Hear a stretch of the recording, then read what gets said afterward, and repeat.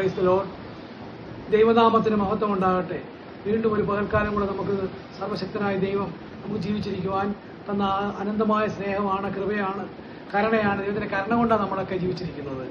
അവനെ ഓർത്ത് ദൈവത്തെ സ്തുതിക്കുന്നു. പലരും ഇന്ന് ലോകത്തിൽ നിന്ന് മാറ്റപ്പെട്ടു, രോഗികളായിട്ടുണ്ട്. നമുക്ക് കർത്താവ് ഇത്രയും സൗഭാഗ്യം തന്നു. അതിനോട് നമ്മൾ എന്നും നന്ദിയുള്ളവരായിരിക്കണം.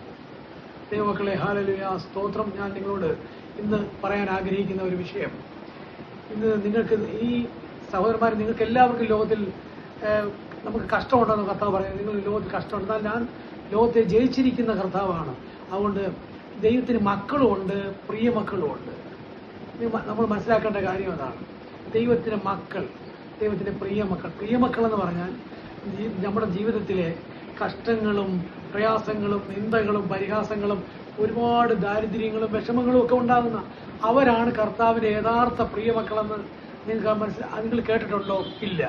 അത് മനസ്സിലാക്കേണ്ടത് അത്യാവശ്യമാണ്. കാരണം ഞാൻ നിങ്ങളെ ലോകത്തിൽ നിന്ന് തിരഞ്ഞെടുത്തതുകൊണ്ട് ലോകം നിങ്ങളെ ദ്വേഷിക്കുന്നു, വെറുക്കുന്നു. ലോകത്തിൽ നമ്മൾ ഉൾക്കൊള്ളാൻ കഴിയത്തില്ല.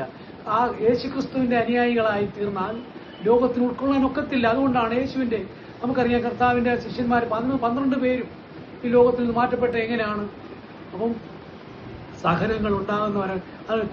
എന്റെ പിന്നാലെ വരുവാൻ ആഗ്രഹിക്കുന്ന തന്നെത്താൻ ധരിച്ച് ദിനം പ്രതി തന്റെ ക്രൂശ് എടുത്തുകൊണ്ട് വരാൻ പറഞ്ഞിട്ടാണ്. അപ്പോൾ കർത്താവിനെ യഥാർത്ഥത്തിൽ അനുഗമിക്കുന്ന കർത്താവിന്റെ പ്രിയ മക്കളാണെങ്കിൽ കഷ്ടമുണ്ട്, ലോകത്ത് പ്രയാസങ്ങളുണ്ട്, നിന്ദയുണ്ട്, ദാരിദ്ര്യമുണ്ട്, കളിയാക്കുകളുണ്ട്, പരിഹാസങ്ങളൊക്കെ ഉണ്ട്. എന്നാലും ലോകത്തെ ജയിച്ചിരിക്കുന്ന സർവശക്തനായ ദൈവം നമ്മുടെ കൂടെ ഉണ്ട്. ആ യേശുവിന്റെ പ്രിയമക്കളെ നോക്കാൻ കർത്താവ് നമ്മുടെ മുമ്പേ ഉണ്ട്, നമ്മുടെ കൂടെ ഉണ്ട്, നമ്മുടെ ഹൃദയത്തിലുണ്ട്. ദൈവം എല്ലാവരും സമൃദ്ധമായിട്ട് അനുഗ്രഹിക്കട്ടെ. ഇന്ന് എനിക്ക് സ്തോത്രം നിങ്ങളോട് പറയാനുള്ള ഇതാണ്. ഒരു കാരണം കൊണ്ടും എത്ര നിന്ദ വന്നാലും, എത്ര ദാരിദ്ര്യം വന്നാലും, ആരൊക്കെ നിങ്ങളെ ഉപദ്രവിച്ചാലും നിങ്ങൾ വിഷമിക്കേണ്ട. കർത്താവിന് വേണ്ടി എല്ലാം സഹിച്ചാൽ കർത്താവിനോട് വാഴാൻ, കർത്താവിനോട് ഇരിക്കാൻ സാധിക്കും. Praise the Lord. സ്തോത്രം. ആമേൻ. ഹല്ലേലൂയ.